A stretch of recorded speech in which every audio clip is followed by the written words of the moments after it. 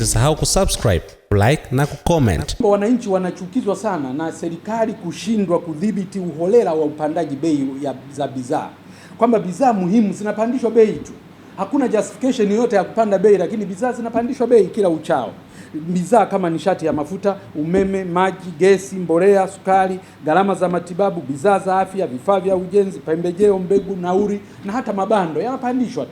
Lakini mtakumbuka hivi karibuni hapa bei za nishati ya mafuta kwa maana ya petroli na diesel zilipanda kwa lita moja, ikapanda kwa zaidi ya 1200, na ikapanda wakati tukiwa na stoko ya mafuta ya miezi mitatu.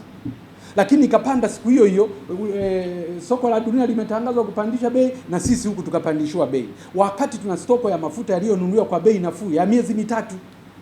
Hizo fedha tunazolipa za zaidi ya 1200 zinaenda kwenye mfuko wa nani kama sio kuwaibia wananchi?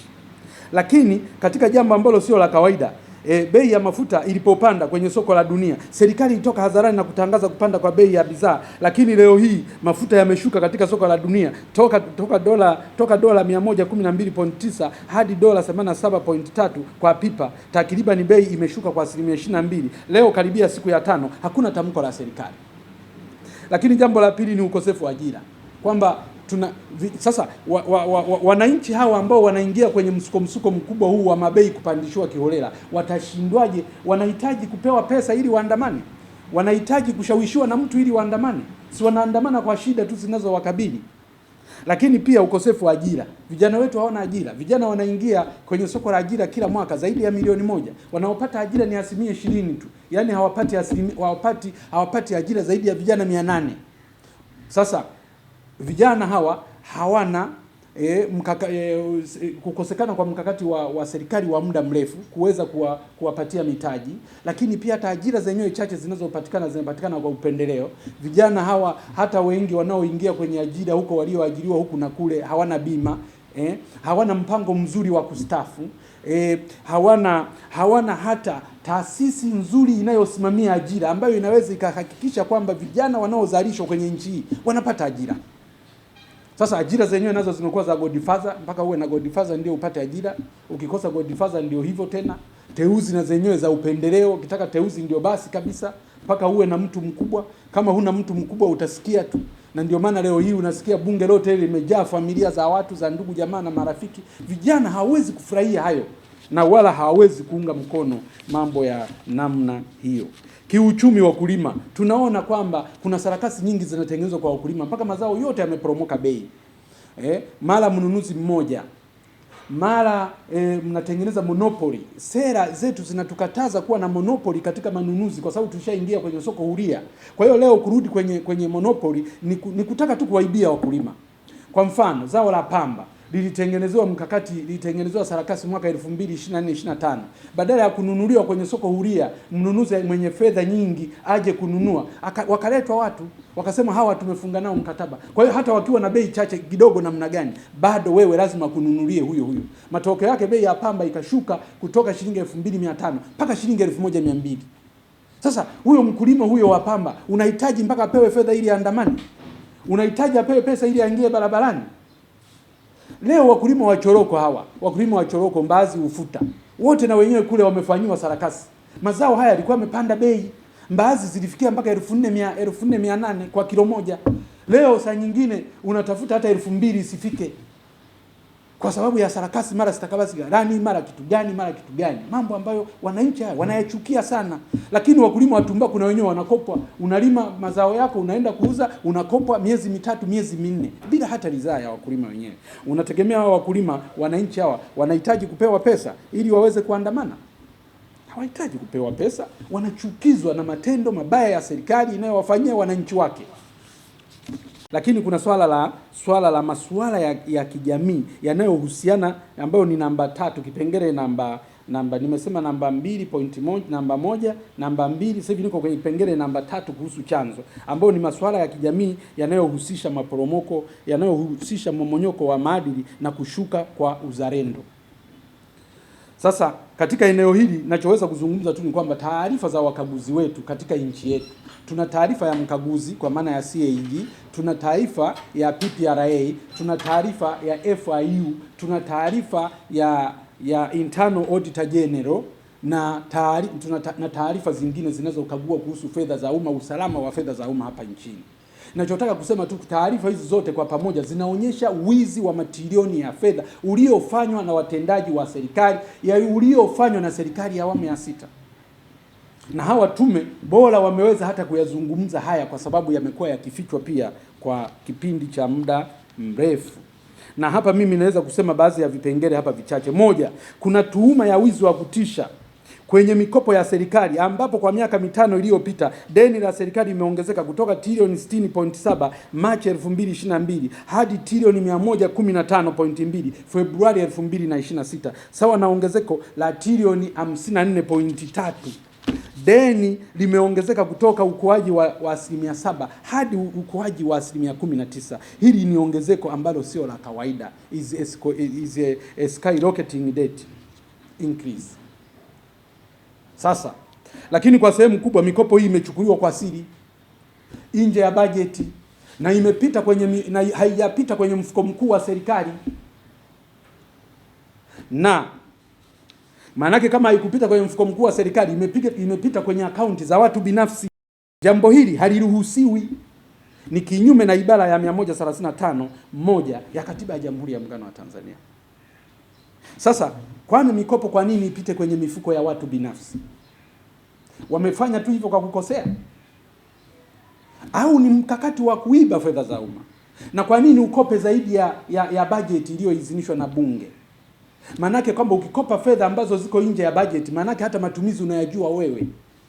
Manake kama umeweza kukwepa Bunge, unaenda kama mtendaji wa serikali, rais au wewe waziri wa fedha, manake ni kwamba mmekwepa uwazi na uwajibikaji. Manake mnachofanya ni wizi. Tasema huko mbele. Lakini namba 2, kuwepo kwa mianya na mifumo ya kodi inayoruhusu fedha za umma kuingia kwenye mifuko ya watu binafsi na kupoteza mapato ya serikali zaidi ya trilioni 40 kwa mwaka. 3, tuhuma za wizi wa kutisha katika mradi wa SGR, ambapo serikali ilikiuka sheria ya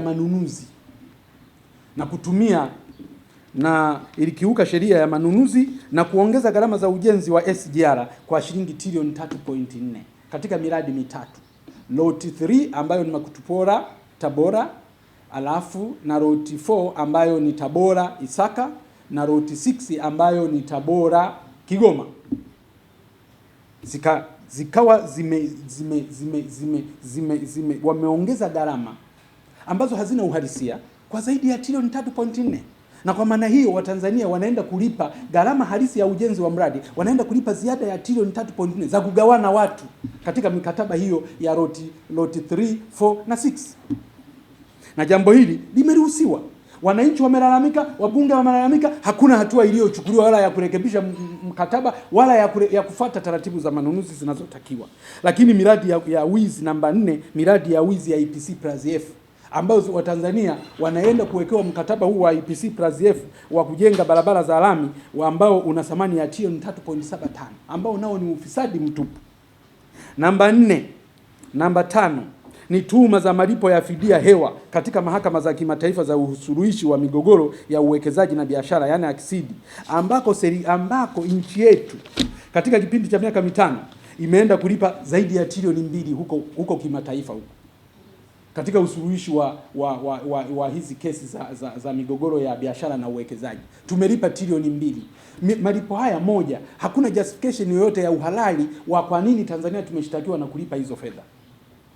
Malipo haya hayakuwekwa wazi, wala serikali haikuweka wazi, wala kwenye budget hatukuwahi kuletewa. Miaka 5 imeisha, nchi imeenda kulipa trilioni 2 kwenye mikataba ya ACSID bila sababu zozote za msingi. Kwa hiyo hii na yenyewe maana yake ni uchepushaji tu wa fedha za umma, zinachepushwa kwa kisingizio kwamba tumeshindwa kesi katika mahakama za ACSID, lakini ukweli ni kwamba ni wizi.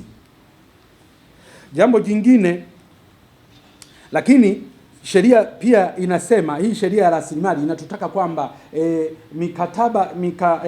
mambo yote yanayohusu rasilimali za taifa lazima kesi zake ziendeshwe hapa nchini kwa mujibu wa kifungu cha 11. Lakini sasa hivi kesi zinaendelea kuendeshwa ACSID nje ya nchi, kinyume na sheria yetu. Kwa nini kama mshtaki ni wa haki hataki kutushtaki hapa ndani ya nchi? Kwa nini imeruhusiwa kule? Akina nani wanaoenda kututetea kule? Tumeshindwa kwenye eneo gani? Mkataba uliingiwaje? Mkataba uliingiwa kwa siri, malipo yanafanyika kwa siri, fedha zinalipwa kwa siri, fedha za Watanzania wanyonge zinaenda kulipwa tu watu na kutapanywa tu ovyo, zaidi ya trilioni 2. Tatu, namba ngapi sijui hiyo inayofuata, tuhuma ya wizi wa kutisha katika mradi wa bwawa la Mwalimu Nyerere. Na nyinyi wote mmemsikia hapa mkaguzi wetu hivi majuzi ametoa taarifa ya kwamba tumeibiwa zaidi ya trilioni 2.4, trilioni 2.418 zimetafunwa, na hata ubora wenyewe wa bwawa la Mwalimu Nyerere ni wa kutiliwa mashaka, kwa sababu mpaka sasa hivi hatujafanya testing ya kuhakikisha kwamba mitambo iliyowekwa ina uwezo wa kufua megawatts 2115 kama ilivyoahidiwa au la, kwa sababu mitambo hiyo mpaka sasa hivi haijafanywa testing kama ambavyo aliyosema CAG. Sasa kwanza tumeingia hasara ya trilioni 2.4, lakini bado pia hata mradi uliotekelezwa ubora wake unatiliwa mashaka. Sasa nini kimefanyika? Ujenzi uliotarajiwa kujengwa kwa shilingi trilioni 6.5 umejengwa kwa trilioni 7.44, sawa na ongezeko la bilioni 940.